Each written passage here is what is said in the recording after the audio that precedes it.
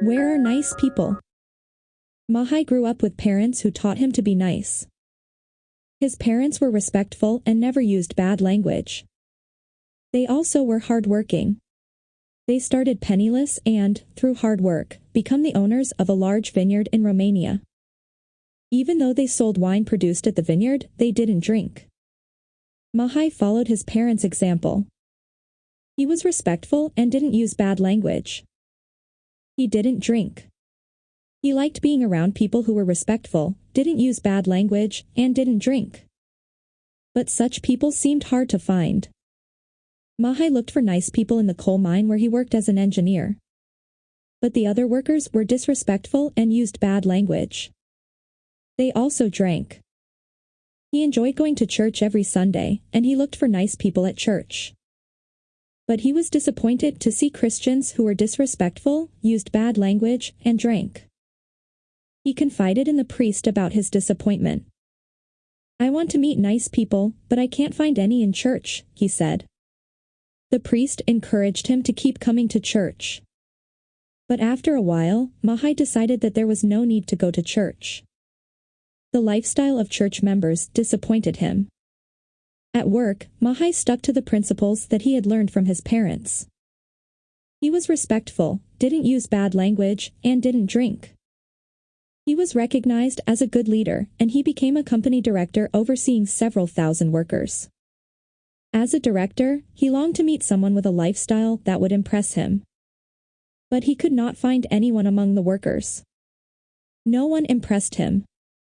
No one measured up to his expectations. After a successful career, he retired in Craiova, a city located about 140 miles west of Romania's capital, Bucharest.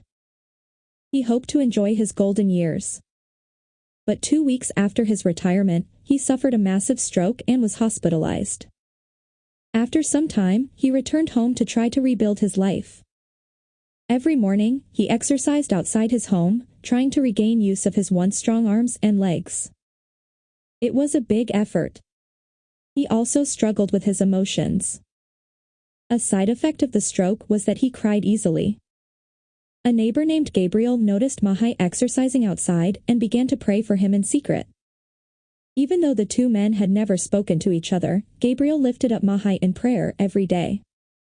He asked God to grant physical and spiritual strength to the elderly man. After 3 weeks, Gabriel went over to Moisei's house and introduced himself. He invited Moisei to join a small group for prayer and Bible studies. Moisei liked the leaders at the small group. They were respectful, didn't use bad language, and didn't drink. They were the kind of people whom he had been looking for his whole life. He also loved the Bible studies. Through them, he discovered the love of God. Today, Moisei goes to a Seventh-day Adventist Church in Craiova every Sabbath.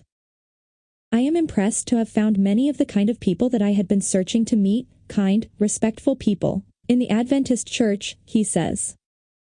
They don't drink. They didn't use bad language. That is why I am now in the church. He is looking forward to giving his heart to Jesus in baptism as soon as he is physically able. His neighbor Gabriel has become a close friend. The two men spend a lot of time together. Moisei regrets that he has not been able to enjoy his retirement as he had hoped. His health is his biggest challenge. But he has no complaints because now he knows God. "I thank God for my situation even though I am like this now," he says. Education, including Bible studies, is an important part of the way that Adventists share the good news about the soon coming of Jesus in Romania. Part of your 13th Sabbath offering will help expand Adventist education by opening a school and an after-school center in Romania. Thank you for planning a generous offering.